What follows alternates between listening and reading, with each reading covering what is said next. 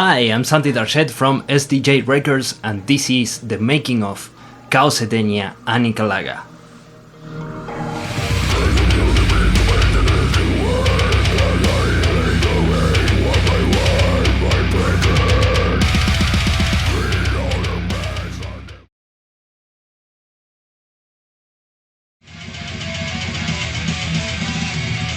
Edenia is one of my one-man bands, or projects as I like to call them. And Kalaga is the second album in which I'm currently working on. The first one is called Eradicator. It is uploaded here on the channel if you want to check it out. I have always been a fan of the band called Rings of Saturn because they achieved something with their music that I feel no other band ever did. A mix between creative composing, production and mixing choices that made the band stand out in the metal scene as something completely different. Since their third album called Lugal Kien, I felt like everything after that has lost a lot of elements that made the previous albums so unique. So while they decided to take a different direction from that forward, I still wanted some more stuff like Lugal Kien, you know? And then I created Edenia. Everything started with some demos, some trial and error with different ideas in terms of production and the overall sound of the instruments. When I saw feedback from people that really seemed to enjoy those, then I was very much motivated to do more than just demos, you know? Everything you hear in Edenia is made by virtual instruments or sample libraries. So at this point, I also wanted to add a very strong statement here. You don't need to record real instruments to make your music sound real. While the guitarist of Rings of Saturn, Lucas Mann, spent most of his time trying to prove people that everything you hear on the band is real and it's played by himself, I couldn't care less if it was actually played on a real instrument or made by a computer. Because the only thing that matters here is to make music sound good and enjoyable, not realistic. So one of the pro secret tips I can give you, this one comes right from the Area 51. If you wanna make weird shit, like sound really weird on the guitar, you normally will do arpeggios like with the last chords and, you know, right here, right on this fret, in this little area here. And you will do stuff like this, right? But actually, to make it sound weird, to make it sound like, you know, Rings of Saturn, sorry to compare everything with them, but at this point I will have to, you will do the same stuff, make it sound on the same tone and range, but in an upper fret, with the previous chords, like up here, you know, and you will do the same stuff you will do here, but you will do it here. And you will do, right? I can show you how to do this stuff because I don't know how to do it. I don't have the skill to do arpeggios and all that good stuff. But if you have, obviously you will have to go with a 7-string guitar or more than that, but usually a 6-string guitar won't give you this kind of sound because you need it to be more specific. I think even with a 7-string guitar you should get right the sound you will need here. But yeah, the cool thing is that you can do the same thing here, right here, up here on this fret, and it will sound very different than if you do the same thing but here.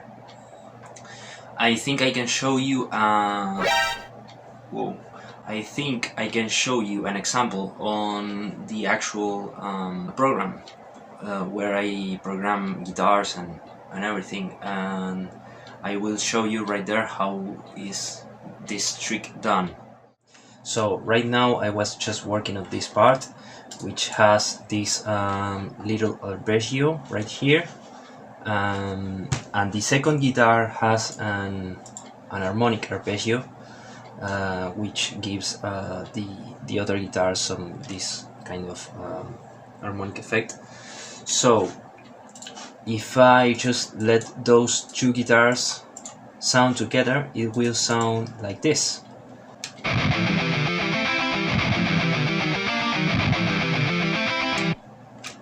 Okay, but the way to achieve this is because this beat is playing with the upper fret, like I told you before, thanks to this very low key note right here. This makes the program forced to use the upper fret on the guitar. But if I change it in both guitars to the normal fret and not forced, this will sound very different. It is the same, but it is played in a different way that makes it sound more like your traditional metal and not alien core. So listen to this now.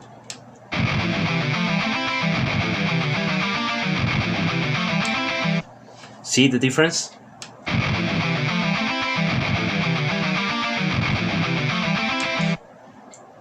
Now with the fret change,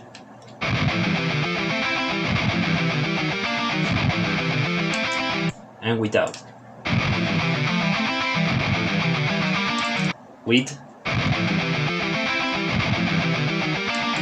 Without.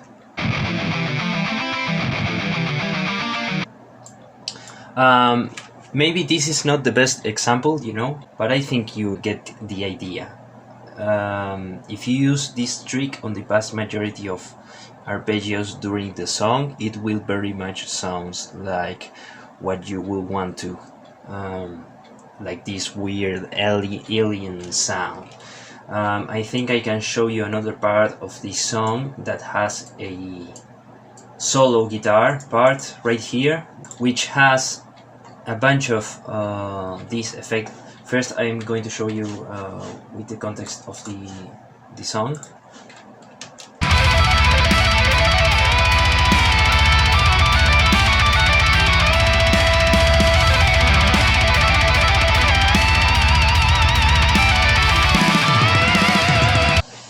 So what is happening here? Well, first of all, I added a little EQ right here, so it sounds like this.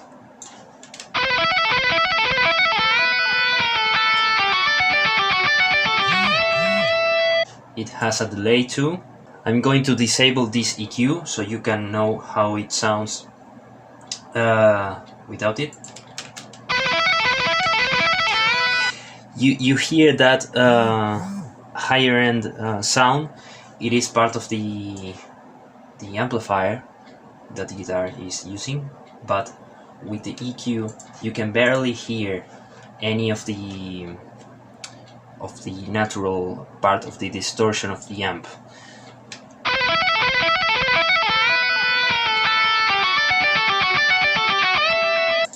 And this guitar is using a lot of tricks.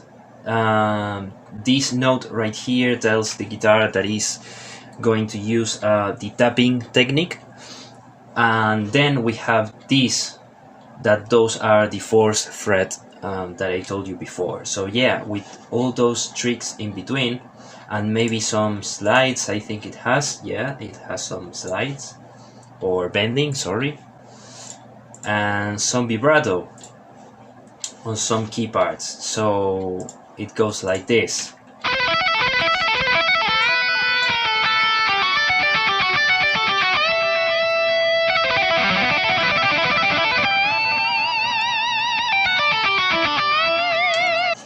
And then I do a little harmonic here with another two guitars in this section, which you can hear right now with the two other guitars. It goes like this. So yeah, that's pretty much how you achieve those kind of weird sounds with the guitars. Um, but this is not anything that you can't do in real life. In fact, Lucas Mann does it with his guitar. So yeah, it's not just a MIDI guitar thing. It's something that you can do in real life, and there's the living proof.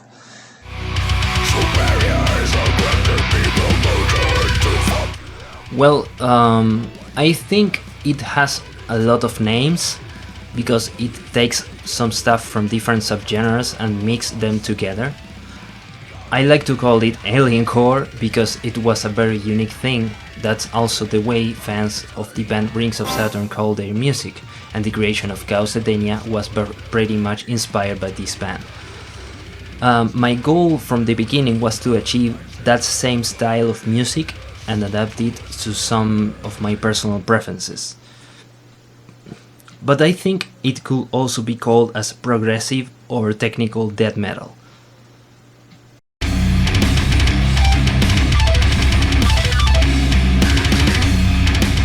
When I made the first album, I was still learning a lot of stuff.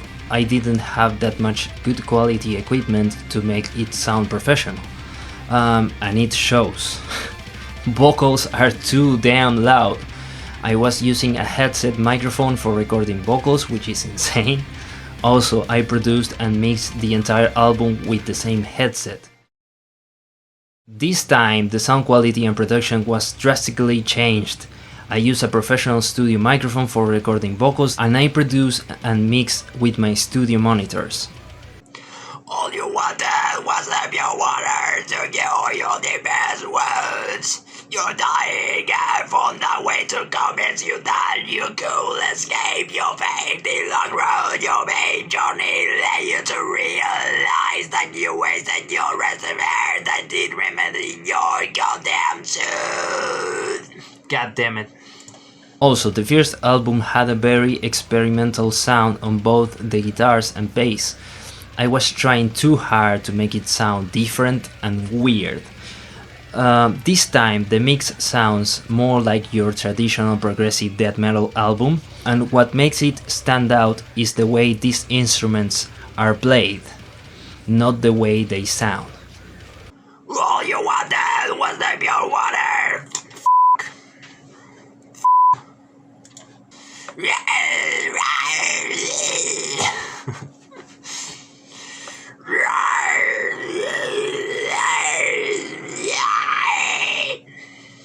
Escape your fate, the long road. What the hell is wrong with my voice, dude? The long road. The long road.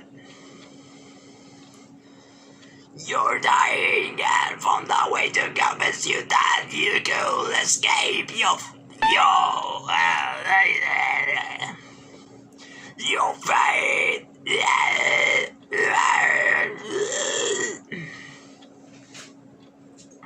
I need water. There's also a huge difference in the composing direction this album aims for. The first one was all over the place, honestly, with some songs being played very slow in comparison with others. Sometimes the drums were tediously repetitive and not very much impressive or technical. The new album is full of blast beats constantly changing, rather than repeating it during the entire riff, making it a lot more interesting to hear, and most of the songs have a good speed for what is the standard of the genre.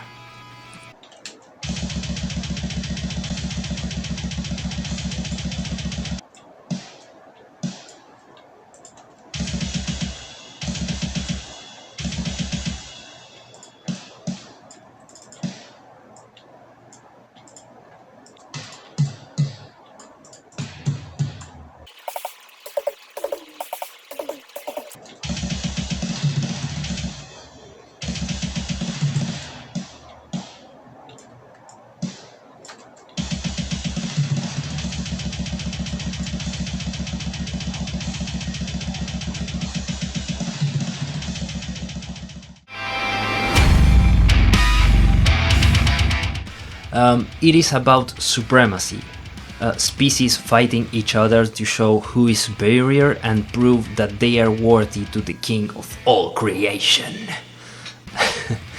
The entity that devours planets on the portrait of the album makes the statement that if you are not big enough, you will end up devoured. Songs like Discarded and Eradicator talk about the internal conflicts that happen between the different groups, while other songs like Edenia, for example, talk about the strategy of creating hollow places to make a living thing who is injured believe that there's still salvation. Yeah, it can get very gritty and dark at times. Okay, so check this one out because this one is pretty funny, man. I'm on the song Eradicator, one of the first songs for the new album, and there is this part which goes at a crazy speed. It goes really fast, and I need to say the following line. Now I have the power to condemn you for the rest of your existence. More and more you crumble into obedience with my ruthless rope. So, as you can tell, my English sucks, and I have to say all that during this part.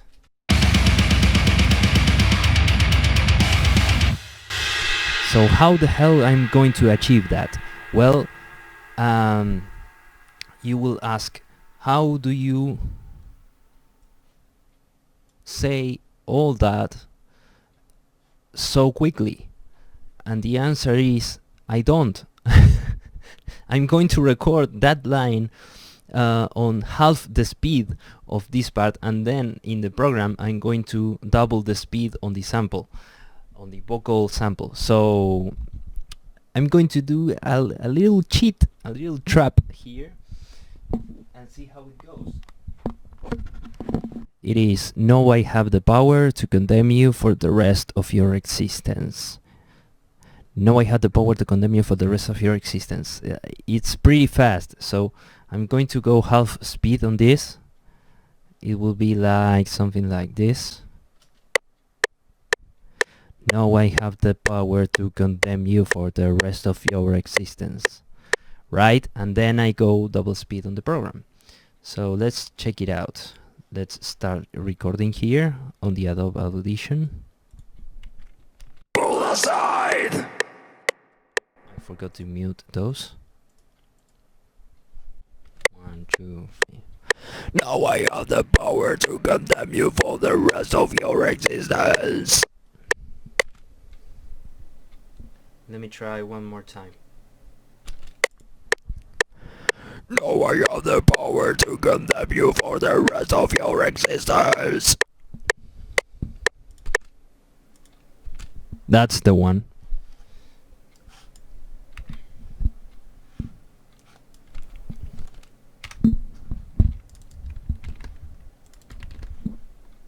Now I have the power to condemn you for the rest of your existence. Yeah, that should do. Now I have the power to condemn you for the rest of your existence. That was the original speed in which it was recorded. And then I did this trick.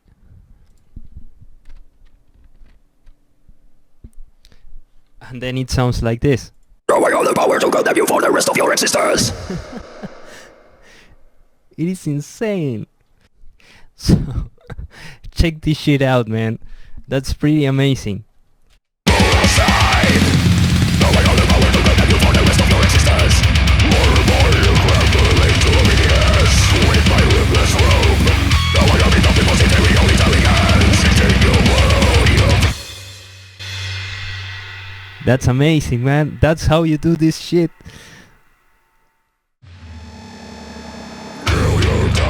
I'm not entirely sure yet, because I didn't finish composing all the songs yet. The songs themselves are more intense and fast, and in consequence they are shorter. But they also have some pauses with atmospheric, calm moments in between, so we'll see.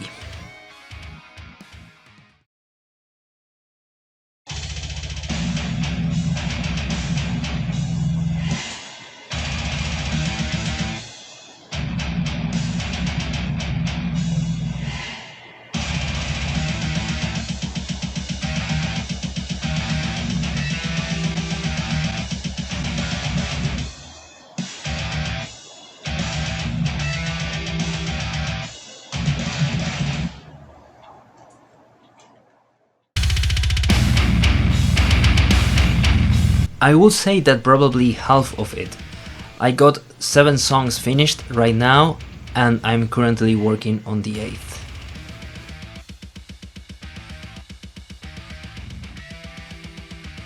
Yeah, sure, here it goes. The first one is called Discarded, the second one is Eradicator. Those two are the ones I already uploaded here on the channel if you want to check them out. Then there's Edenia. The fourth song is called Incitement to Torment.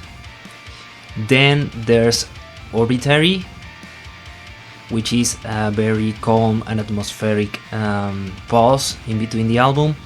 Then there's an instrumental song called Tyrant in the Remoteness, and then Restoration Point.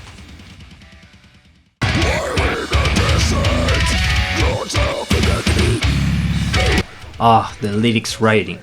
To me it's the most difficult part because there are a lot of things to take in count. The theme of the album, the rhythmic patterns, the fact that I'm writing lyrics on another language which is not Spanish, and the fact that I just suck at writing lyrics in general. I have to deal with my constant lack of creativity and look up for some inspiration on some other songs and read their lyrics to come up with some fresh ideas. Sometimes I know exactly what I want to talk about in the song, but even then I often run out of words that specify what I'm trying to say.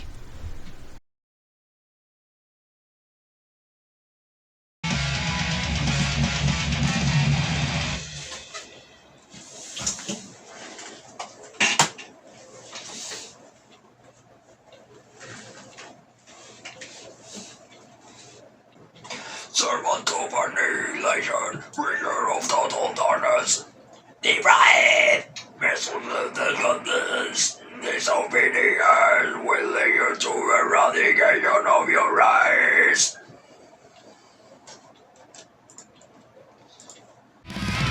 Servant of annihilation, bringer of total darkness, divide, vessel of the goddess, disobedience.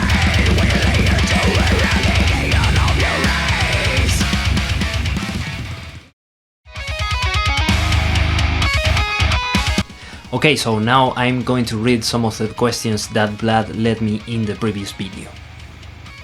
Thank you very much, Vlad, again for letting me those questions.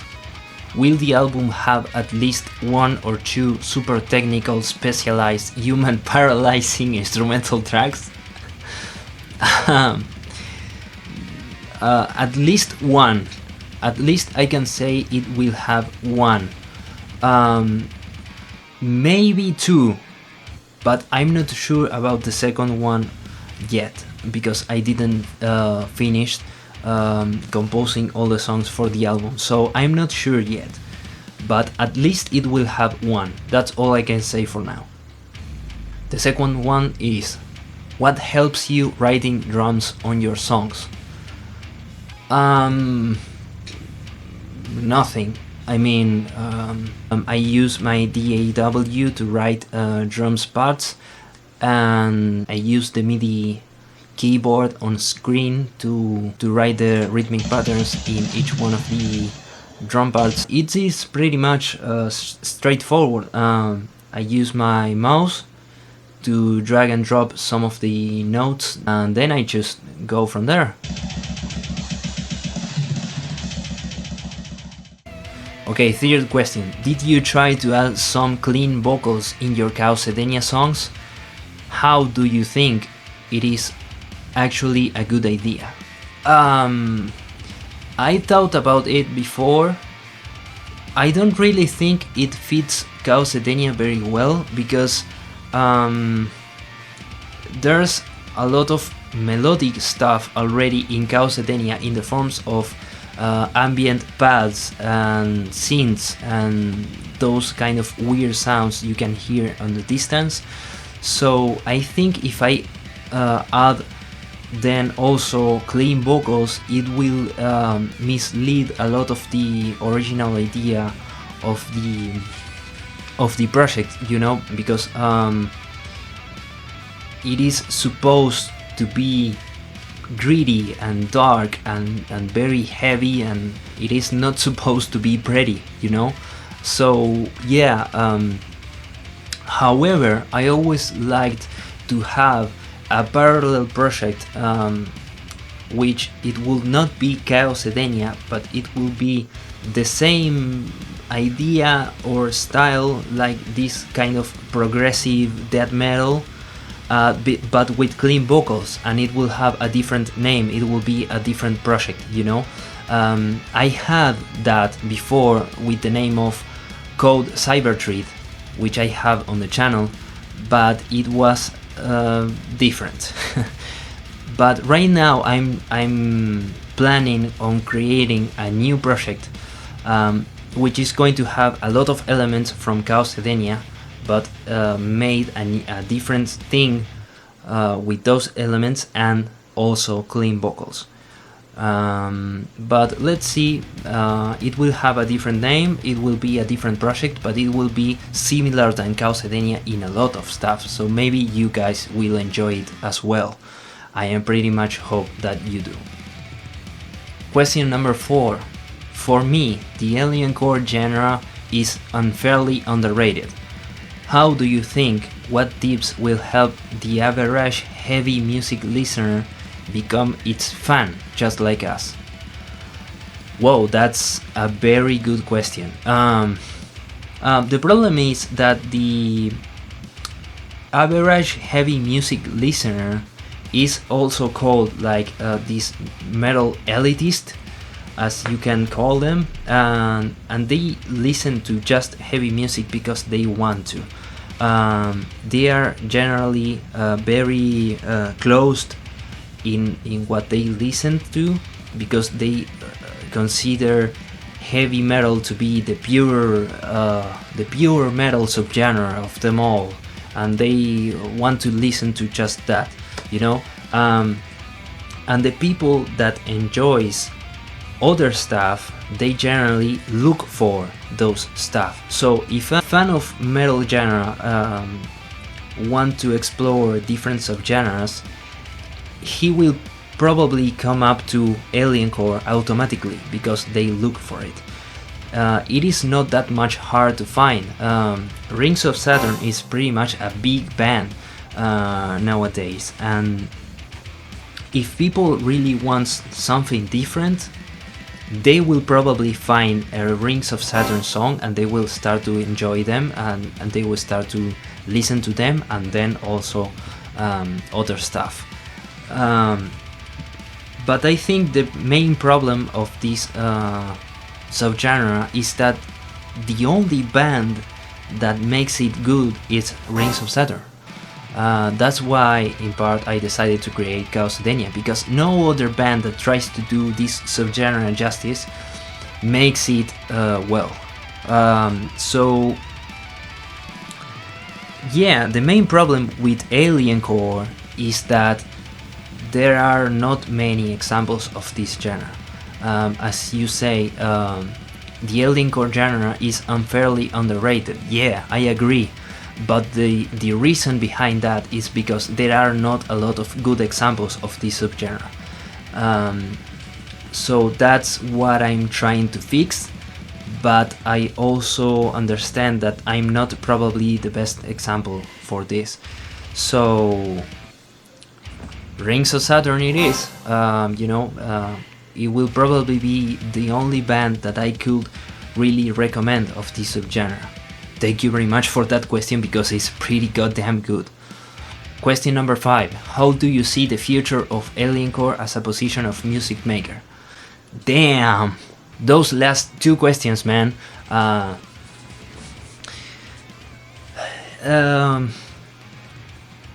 don't know, actually, because I hope it grew up between the fans, and I hope I manage to achieve more listeners, so more people get into this subgenre.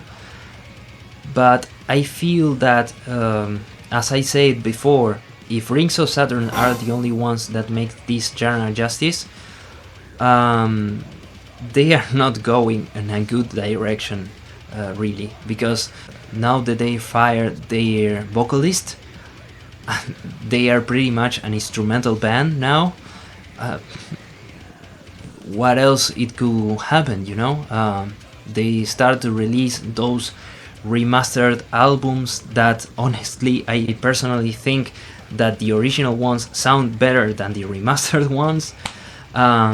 They are not going in a good direction.